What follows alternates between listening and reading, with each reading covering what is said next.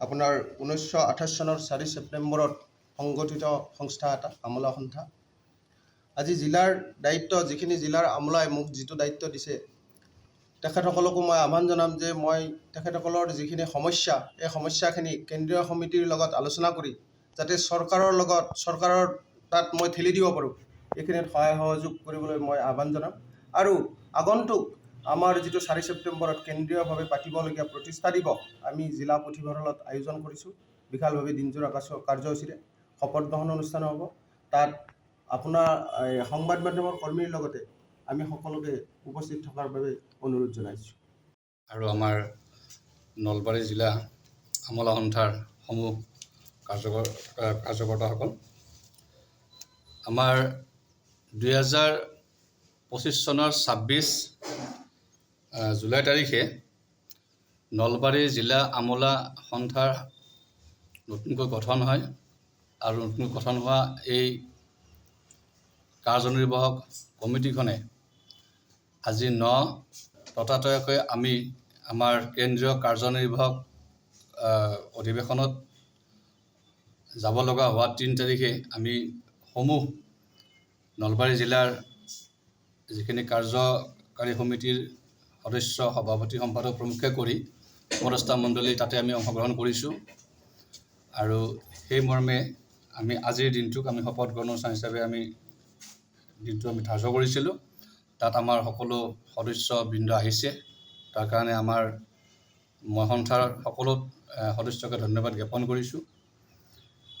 এতিয়া আমাৰ আমোলা সন্থাৰ যিটো গঠন বা যিটো আমাৰ প্ৰক্ৰিয়া, এইটোতো আমাৰ 1828 চনৰ 4 ছেপ্টেম্বৰ তাৰিখে আমাৰ সেই যিখিনি আমাৰ জ্ঞানী গুণী আমোলাসকল আছিল, তেখেতসকলৰ নেতৃত্বত প্ৰতিষ্ঠিত হৈছিল।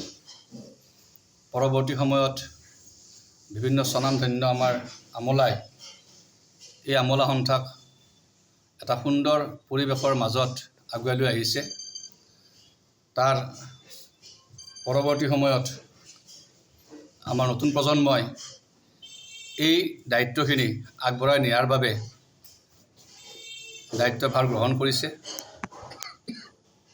আমাৰ আমোলা সন্থাৰ বা আমোলাসকলৰ বিভিন্ন সমস্যা, বিভিন্ন অসুবিধা,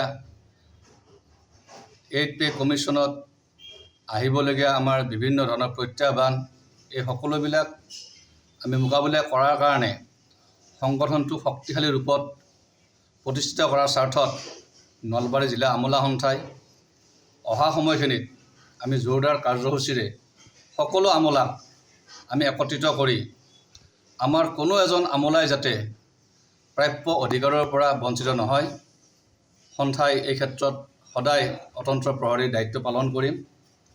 আমি এই ক্ষেত্ৰত জিলা প্ৰশাসন,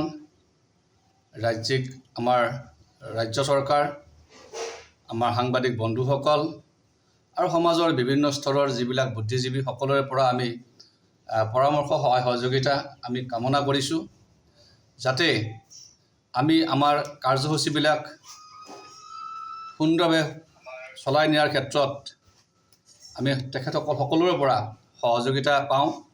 আৰু ভৱিষ্যতে আমি সন্থাৰ স্বাৰ্থত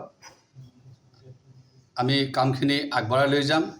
লগত কেন্দ্ৰীয় সমিতিৰ নিৰ্দেশনা অনুসৰি অহা 4 ছেপ্টেম্বৰ 2025 তাৰিখে নলবাৰী জিলাই এটা গুৰু দায়িত্ব লৈছে যে সদৌ অসম আমোলা সন্থাৰ প্ৰতিষ্ঠা দিৱস 4 ছেপ্টেম্বৰটো আমাৰ নলবাৰী জিলাৰ জিলা পুথিভঁৰালত আমি উলহ মালহেৰে অনুষ্ঠিত কৰিম।